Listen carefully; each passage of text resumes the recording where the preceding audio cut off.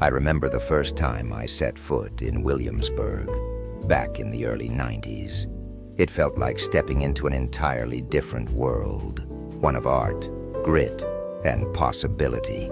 The moment I got off the L train, the air carried a mix of paint, rust, and the faint sweetness of the nearby sugar refinery. It was cold, but the city buzzed with warmth. This wasn't the New York I had known. This was Williamsburg, the new Bohemia. The streets here were different. No towering glass structures or shiny billboards. Instead, low-rise brick buildings and converted factories lined the sidewalks, each one whispering its own story. The sidewalks stretched wide under a seemingly endless sky, colored in hues of gray, pink, and blue as the day turned to dusk. It wasn't polished or perfect, but it was alive. I felt it in the cracks of the walls, the street art that bled over them, and the people who filled the narrow alleys.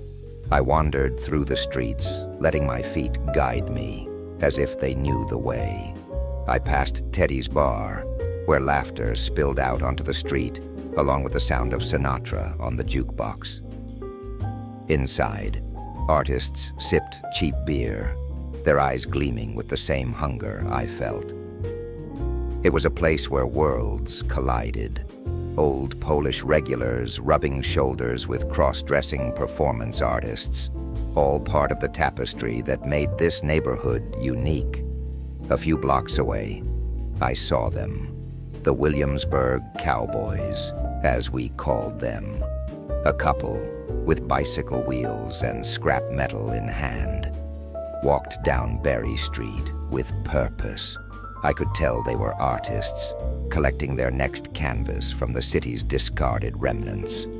The light angled just right between the buildings, casting long shadows that made the street look like something out of a dream. A forgotten part of the city, both stuck in time and ahead of it. This was what had drawn me here. Williamsburg wasn't just a neighborhood, it was a feeling. The kind of place where you could find inspiration in the most mundane things. An old car frame rusting by the river, the sound of a jazz musician practicing in a loft, or the simple sight of a pastel sunset over the East River. The artists who moved here were searching for something raw, something real, and we found it in the peeling paint and empty factories. The warehouses by the waterfront always felt eerie at night, with their windows staring out blankly into the dark river.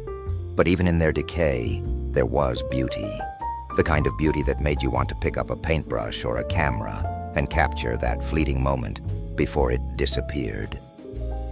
The skyline of Manhattan twinkled in the distance, like a reminder that the city's heart was just across the river. But over here, it was quieter, almost like a secret. And then there were the parties. Not the kind you'd find in downtown clubs with velvet ropes and flashing lights.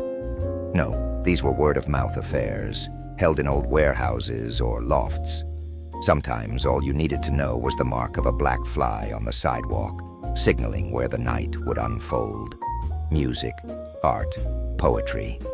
It all melted together in those spaces, where strangers became collaborators, and the night stretched endlessly.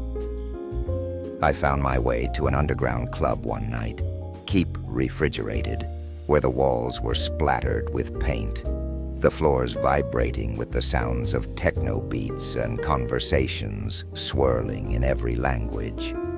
It was freezing inside, but no one seemed to care. We were too busy dancing, creating, living. Williamsburg was never about perfection. It was about expression. And that's what made it magical. Walking its streets felt like walking through a gallery where every block held something new to discover. An installation, a mural, a moment that made you stop and take it all in. Now, standing here, I breathe it in. The old brick buildings, the smell of anise from the spice factory, the faint hum of music echoing from a loft. It's all still here, waiting to inspire the next wave of artists, dreamers, and wanderers. And though the city keeps changing, I know that in Williamsburg, there will always be a place for those who see the world a little differently. This is home, not just to the artists who live here, but to anyone who dares to explore the beauty hidden beneath the surface.